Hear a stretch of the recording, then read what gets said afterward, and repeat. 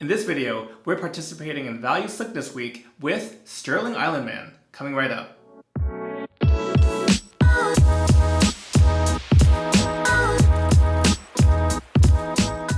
Hey guys, welcome to the Lather channel, where we talk about all things wet shaving. If this is your first time here, welcome.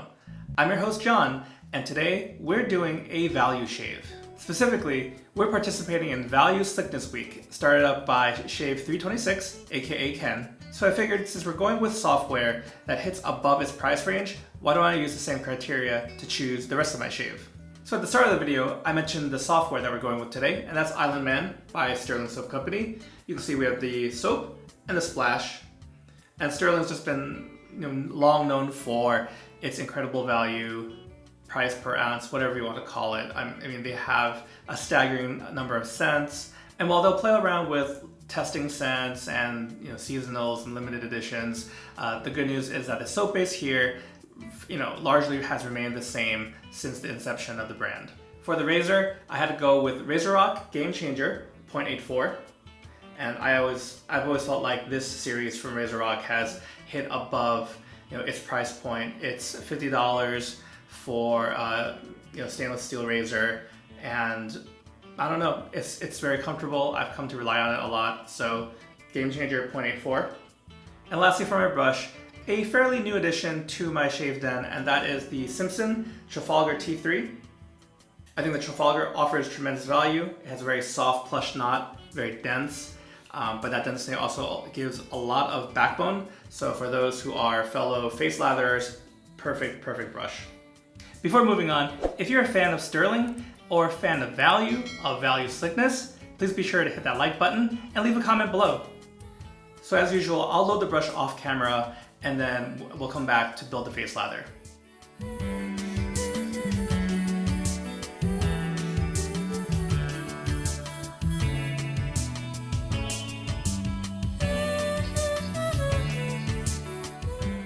So as you can see here, I've got the proto lather on my face. There's quite a bit, so I didn't want that to go to waste.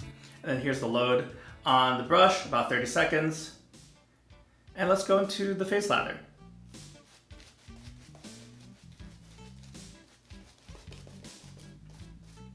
So it's been a while since I used my Stirling soap. I thought that Shave 326's theme for the week was one I could definitely get on board with. In general, for this channel, I do try to stay on top of new releases. Whether that's just doing kind of a more long form shave like this or doing a review, I do try to stay on top of what's come out. But by no means do I only stick to either high price soaps. In the end, it's really come down to scent. If a scent sounds interesting, or if the artisan themselves seems like they're doing something interesting. And as much as I hate to admit it, I do think that, especially amongst new artisans, when there is solid, eye-catching labels and packaging, that really also becomes a factor. And I say that with full knowledge that the art and the packaging has no effect on the actual soap itself. But it certainly plays a factor if I have, a short list of artisans I want to check out, and then one has a label or a scent that catches my eye, that definitely gets pushed to the forefront. So for Value Slick this week, you can't really pass up on Stirling. I haven't bought a new one in a while, but the ones I already have need more love as it is. I think I took a quick check in my stash, and besides Island Man, I have a tub of coconut lime, which I also really love for the bath soap. And then the rest are also cologne dupes. So Island Man is inspired by Creed Virgin Island Water, great summery coconut beach-like scent. I have Stirling for him, which I believe is Versace Pour Homme. I have Sandpiper, which is a clone of Yves Saint Laurent La Nuit. Awesome evening / date night fragrance. And the last one I believe I have is Haverford, Parks and Rec fans, give me a shout out. And Haverford is a inspired scent of Tom Ford's Tobacco Vanille. I also can't forget to mention that they have some of the best samples around. It's basically a mini puck of soap. It's, it's good for, depending how heavy you load, you could easily get probably around a dozen shaves or more from a Stirling sample. So those are the tubs I have, but I've used plenty of Stirling soaps via sample form over the years. And in other exciting related news, we have plans for Stirling Soap Company to appear on the Lather Talk podcast very soon. So look forward to that. All right, so here we go with the RazoRock Game Changer.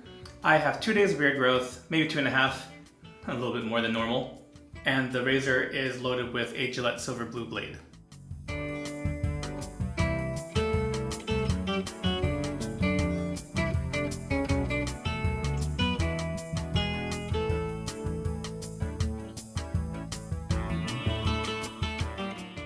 Yeah, so I did a quick rundown on talking about the scents, but again, the Island Man is a clone of Creed Virgin Island Water.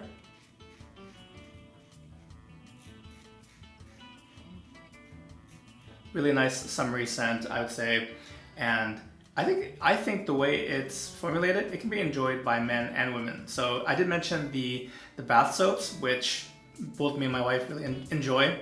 So I'll be sure to list the actual scent note breakdown for you right now.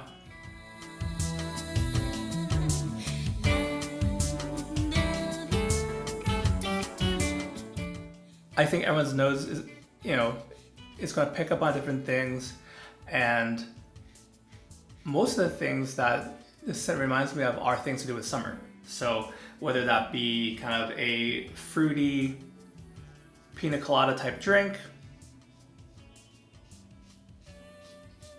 whether it reminds you, coconut often reminds folks of suntan lotion. There's definitely something tropical going on. So whatever your mind associates with that tropical setting, it's probably what you're gonna get out of Island Man.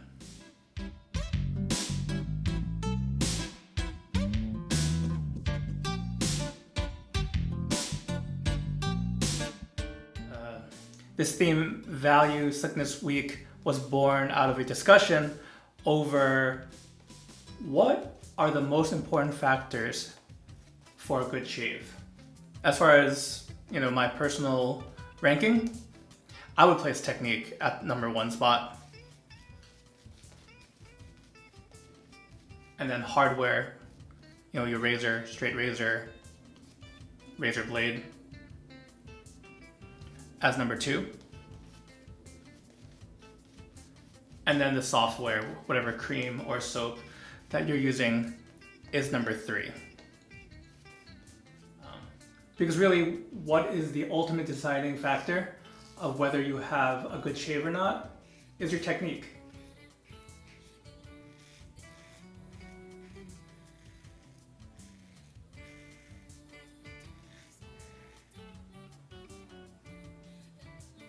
And that being said, even though I've been wet shaving or traditional shaving since around 2012, I still learn things. And I just think it's important for, really for all things to remain teachable. I don't know if you want to call it an outlook, philosophy, or someone's personality trait, but to remain teachable in kind of all areas of life, I think it goes a long way. It kind of keeps you humble, and I think it also helps you avoid any missed opportunities to learn from someone. Even if they're less experienced than you, they might have some insight. Remaining teachable is something that I have to often check myself that I am, having that attitude. And when I see that trait in someone else, it's a very admirable trait. Looking over my face here, speaking of technique, got a few spots here and there.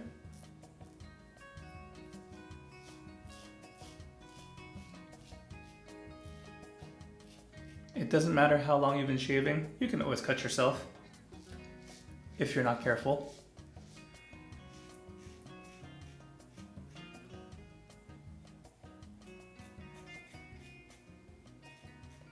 But it's funny, I think as far as this world of YouTube and remaining teachable, I do think there's pressure to at least appear to be the most knowledgeable, to have all the answers.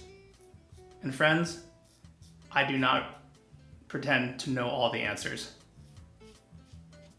Whatever I share with you,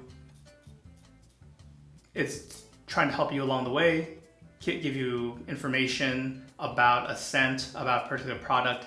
But I never want to misrepresent myself as having all the answers by any means. Yeah, but I do think that for folks making content on this shaving stuff, there's that temptation to want to have all the answers, to be a one-stop shop. And I encourage folks, there's no need for the pressure. You know, some people are great about talking about hardware. Some people are great educators. I myself, struggling and learning straight razors, have come to discover multiple, channels and individuals that are just so good at teaching, tutoring, technique again.